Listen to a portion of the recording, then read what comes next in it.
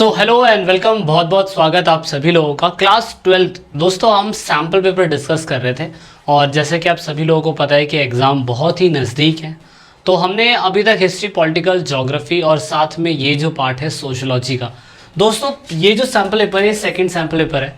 Sociology का हमने एक सैम्पल पेपर डिस्कस कर लिया है और हिस्ट्री, पॉलिटिकल, ज्योग्राफी के भी हमने दो सैम्पल पेपर डिस्कस कर लिए हैं।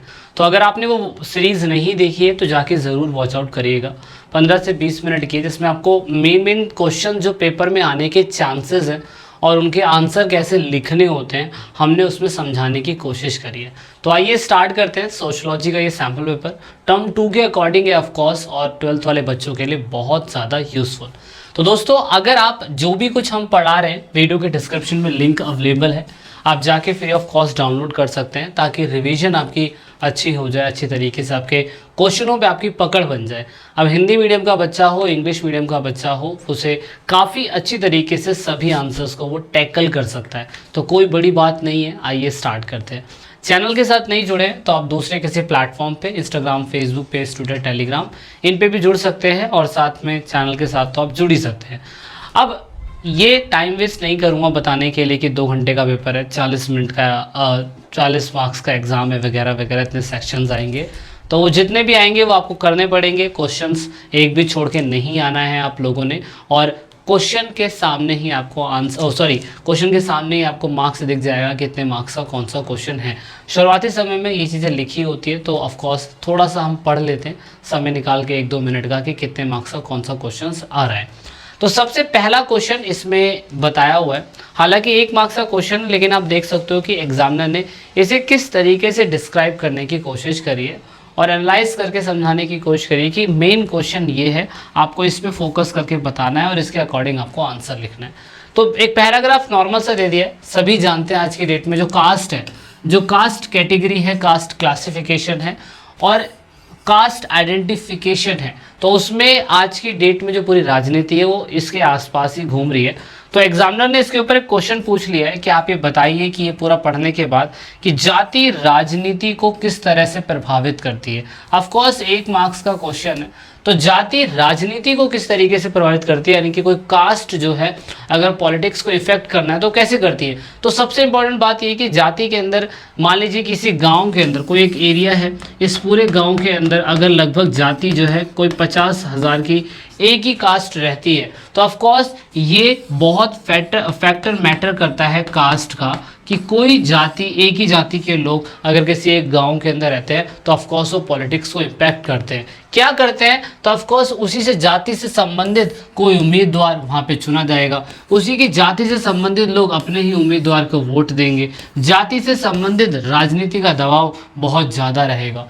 मतलब कोशिश यही करी जाएगी कि टिकट उसी व्यक्ति को दिया जाए जो ऑफकोर्स राजनीति के अंदर सीटें निकाल के आ जाए, है ना। तो इसीलिए जाति के अंदर राजनीति समाज के अंदर एक बहुत अहम मुद्दा है जो ऑफकोर्स हो ही रहा है।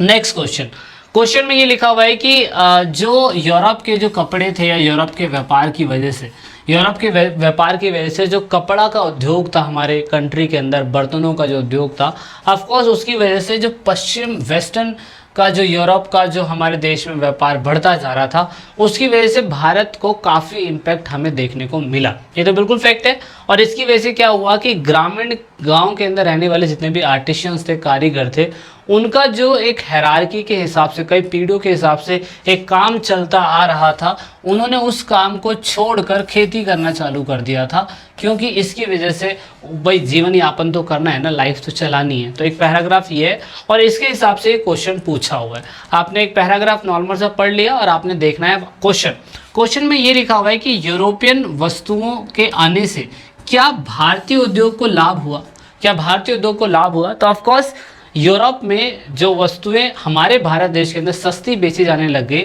तो ऑफकोर्स यहाँ के लोगों को फ़ायदा नहीं हुआ। तो अगर फ़ायदा नहीं हुआ तो कॉलोनिज्म सिस्टम हमारे भारत के अंदर यूरोपियन की वजह से आया, ब्रिटिशर्स की वजह से आया, तो ग्रामीण कारीगर जो थे बेचारे, उन्हें किस दिशा के अंदर मुड़ना पड़ गया, किस व्यवसाय के अंदर उन्हें मुड़ना पड़ गया। तो नॉर्मल सा लिखा हुआ है, तो नो मतलब नहीं, पहले का आंसर नहीं है कि भारतीय उद्योग को लाभ नहीं हुआ था, क्योंकि बेचारे जो ग्रामीण के कारीगर थे, कामगार व्यक्ति थे, उन्हें खेतों के काम के अंदर जाना पड़ गया, है ना, क्योंकि बेचारों को मान लो किसी का मटका बनाने का काम है तो उसमें लोग मटकों में पानी रख लिया करते थे, लेकिन ऑफ कोर्स फ्रिज वाला सिस्टम आ गया है। जब फ्रिज वाला सिस्टम आ गया तो लोग ठंडा पानी जो है फ्रिज वाला पीते हैं, मटके में रखा हुआ पानी को यूज़ ही नहीं करता है। सो दैट इज़ वाई दोस्तों यहाँ पे पूरी तरीके से ग्रामीण उद्योग जो है काफ़ी इम्पैक्ट करने लग गया और सभी लोगों को फिर खेती के अंदर ही आना पड़ेगा। नेक्स्ट क्वेश्चन है पश्चिमीकरण, जो ऑफ कोर्स इसे हम कहते हैं वेस्टर्नाइजेशन।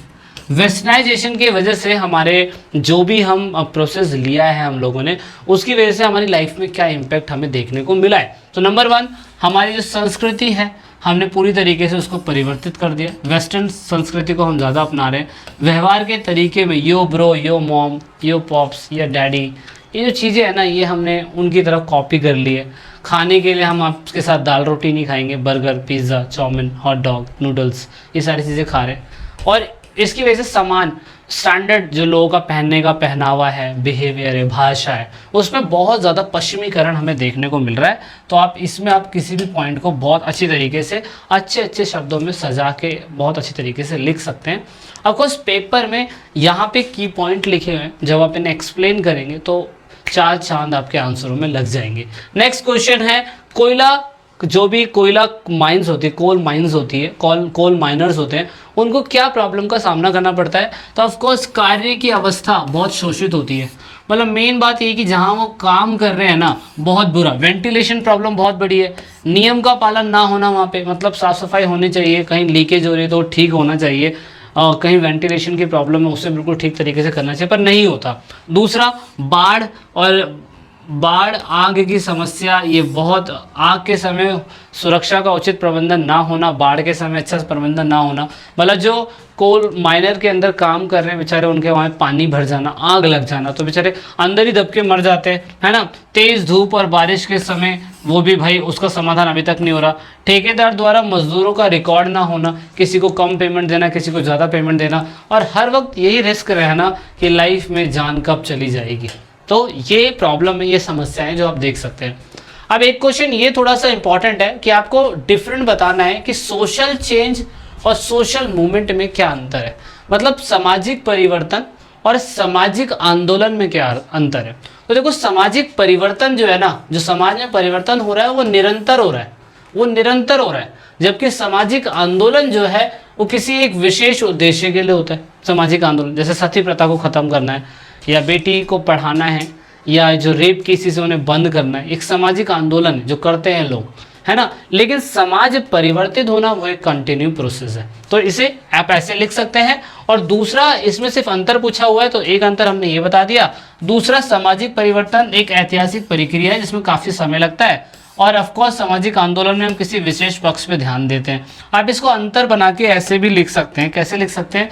आप इसको ऐसे बना के भी लिख सकते हैं, ऐसे कि भाई सोशल चेंज यानी कि सामाजिक आंदोलन, सोशल चेंज और सोशल मूवमेंट में क्या डिफरेंट है, आप ऐसे भी लिख सकते हैं, है ना। ऐसे लिख देंगे, यहाँ पे एक पॉइंट लिख देंगे, एक पॉइंट यहाँ लिख देंगे। कितने मार्क्स का क्वेश्चन है? क्वेश्चन जितने मार्क्स का है, 3 मार्क्स का क्वेश्चन है, तो 3 पॉइंट आप बना के लिख देंगे, एक 3 इसके 3 इसके, तो आपको बहुत अच्छी तरीके से इसमें आंसर मिल जाएगा। इसमें एक उदाहरण दे रखा है, ये देखो, जैसे कि सामाजिक परिवर्तन होना, तो सांस्कृतिकरण और पश्चिमीकरण, ये सामाजिक परिवर्तन हुआ। मतलब हम वेस्टर्नाइज चीज़ों को जल्दी से नहीं अपनाया, हमने बहुत समय लिया, हमने उसे अपनाते अपनाते हमारा सामाजिक परिवर्तन पूरी तरीके से हो गया। लेकिन सामाजिक आंदोलन का उदाहरण था यहाँ पे, उदाहरण के लिए समाज सुधारकों ने क्या प्रयास करा? सती प्रथा को खत्म करने के लिए प्रयास करा।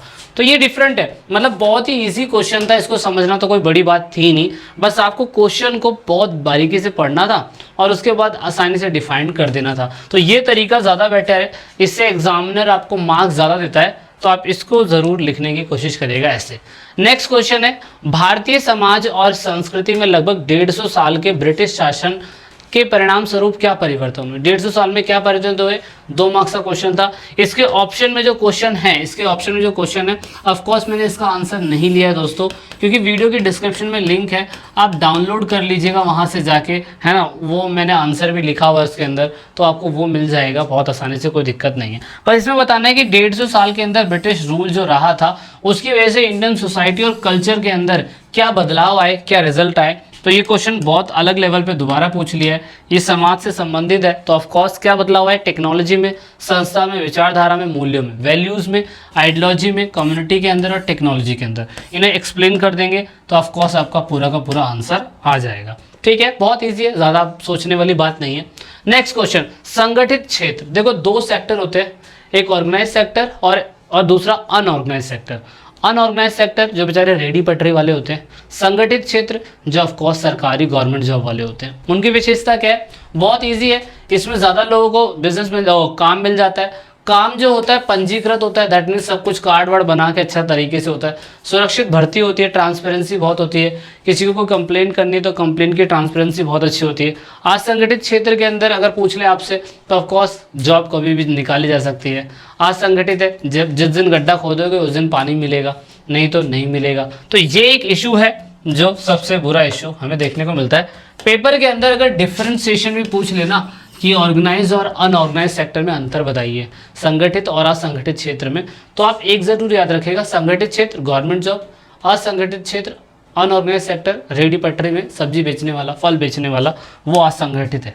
तो इसीलिए आप ऐसा कुछ कर सकते हैं। समाज में असंगठित लोगों को फायदा पहुंचाने के लिए सरकार समय समय पर कदम उठाती रहती है। नेक्स्ट क्वेश्चन, ग्रामीण समाज में नए क्षेत्रीय वर्ग का उदाहरण देना है। मतलब ग्रामीण समाज के अंदर जो अलग अलग रूरल सोसाइटी के अंदर रूरल एलआईटीज होते हैं, रूरल ग्रुप्स होते हैं, रीजनल एलआईटीज के अंदर, वो कौन कौन से होते हैं, तो बहुत नॉर्मल है। कौन से होंगे भाई, जाति व्यवस्था से संबंधित अगर हम देखें तो ऑफकोर्स जाति और वर्ग से संबंधित बहुत सारे लोग होते हैं। जैसे कुछ क्षेत्रों के अंदर उच्च जाति जो है वो अच्छे भूमि माफिया वाले होते हैं, भूस्वामी नहीं होते हैं।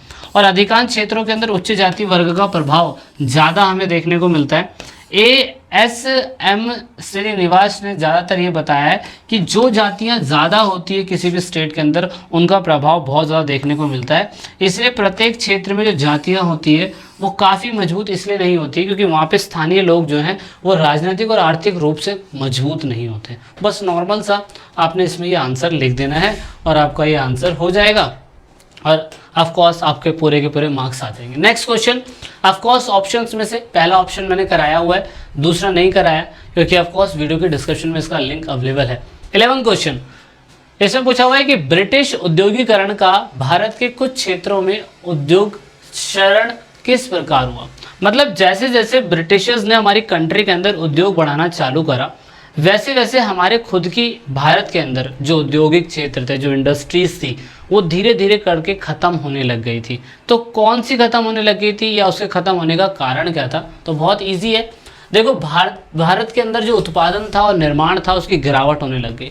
भारत के अंदर जो पहले ट्रेडिशन बेस पे कॉटन और क्या कहते हैं सिल्क बनाया करता था, उसका जो उत्पादन होता था उसमें कमी आने लग गई। जो हाथों से बनाए हुए काम होते थे अब वो ऑफकोर्स मशीनों से बन रहे हैं।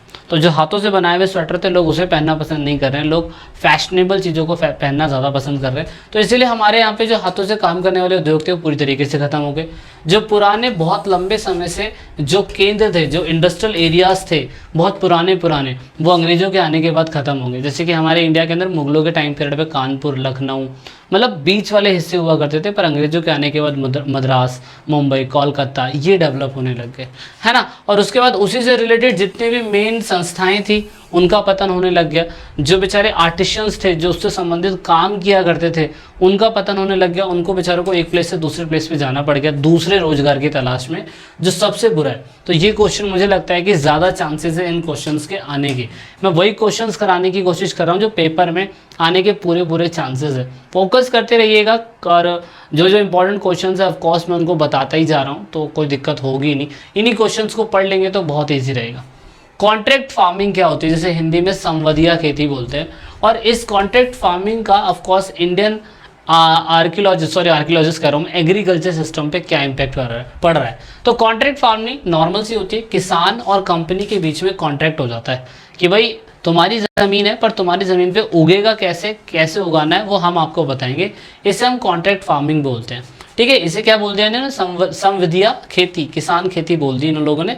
अब कंपनी कोशिश करती है कि फसल की जो उपज है ना वो ज़्यादा हो, क्योंकि भाई ऑफकोर्स कॉन्ट्रैक्ट ले रखा है कंपनी ने, तो कंपनी कोशिश करेगी फ़ायदा उसको ज़्यादा हो, किसान को फ़ायदा होगा जब भी कंपनी को फ़ायदा होगा। इसलिए बहुत सारी मल्टीनेशनल कंपनीज, एमएनसीज, बहुत सारी एमएनसी कंपनियां जो है पंजाब, कर्नाटका ऐसे इलाकों में गेहूं, गन्ना, आलू, टमाटर या दूसरी और भी फसलें होती हैं जो ऑफकोर्स किसानों के साथ कॉन्ट्रैक्ट में ले लेती हैं। लेकिन इससे क्या हो रहा है, इससे लॉस ये हो रहा है कि जो हमारी ट्रेडिशनल फार्मिंग थी ना वो ख़त्म होती जा रही है। उसके बाद किसान जो है बीज और जितनी भी खाद है वो सब कंपनी तो उपलब्ध कराती है, लेकिन फसल के बोने का तरीका किसान को पूरी तरीके से कंपनी बताती है, जिसकी वजह से ज़्यादा फर्टिलाइजेशन, ज़्यादा खाद इस्तेमाल होती है और किसान को उसकी जो ज़मीन है उसकी वैल्यू खोनी पड़ जाती है। अब मेन है वित्तीय सुरक्षा, ये होता है कि अगर फसल खराब हो गई तो कंपनी को देना पड़ेगा, लेकिन ऑफकोर्स इस प्रक्रिया के लिए उसे कंपनी के ऊपर डिपेंड होना पड़ता है और ज़्यादातर पेस्टिसाइड्स और कीटनाशक दवाइयों का इस्तेमाल करना पड़ता है जो उससे खेतों का नुकसान होता है। तो ये लॉस है। चिपको मूवमेंट 13 क्वेश्चन, बहुत ही इंपॉर्टेंट क्वेश्चन है। कोई क्वेश्चन करे ना करे पर चिपको मूवमेंट जरूर करिएगा। चिपको आंदोलन कहाँ हुआ, कैसे हुआ, इसके इंपॉर्टेंस क्या है, पर्यावरण से संबंधित आंदोलन है। पेपर में 200% आने के चांस इस क्वेश्चन के हैं ही। अगर आप सोशलॉजी पढ़ते हैं और आपने चिपको मूवमेंट नहीं पढ़ा है तो आपकी ज़िंदगी बर्बाद है। ठीक है, अच्छे फ़ायदे नुकसान पॉलिटिकल में भी हमने इसके बारे में पढ़ लिया था। नेक्स्ट क्वेश्चन हम पढ़ेंगे, हड़ताल और तालाबंदी में क्या अंतर है और मुंबई के टेक्सटाइल मिल के जो लोग थे वो क्या चाहते थे।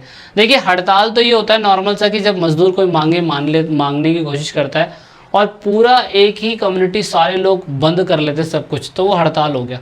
तालाबंदी नॉर्मल से ये होती है कि मालिक जो होता है अगर उनकी सैलरी नहीं बढ़ा रहा तो गेट बंद कर दिया जाता है, कंपनी गेट बंद कर देती है और उसके बाहर धरना देती है। तो हड़ताल और तालाबंदी में ये अंतर है। और मुंबई के मिल वर्कर्स चाह रहे थे कि उनको उनकी मुख्य मांग ये थी कि वो यूनियन बना सके और सबसे इंपॉर्टेंट चीज़ यूनियन बनानी चाहिए और बेहतर मजदूरी मिले। तो ये दो चीज़ें थी जो ऑफकोर्स चाह रहे थे मिल मजदूर। बहुत नॉर्मल है, आसान भाषा में मैंने आपको समझाने की कोशिश करी है। वीडियो को एंड तक देखने के लिए बहुत बहुत thank you. Thanks for watching. You can join with us on the another part except of Twitter, मतलब आप जिस पे भी ज्वाइन हो जाते ज्वाइन हो सकते हैं। वीडियो कैसी लगी लाइक से सब्सक्राइब करके ज़रूर बताइएगा। जब तक के लिए जय हिंद, जय भारत, वंदे मातरम।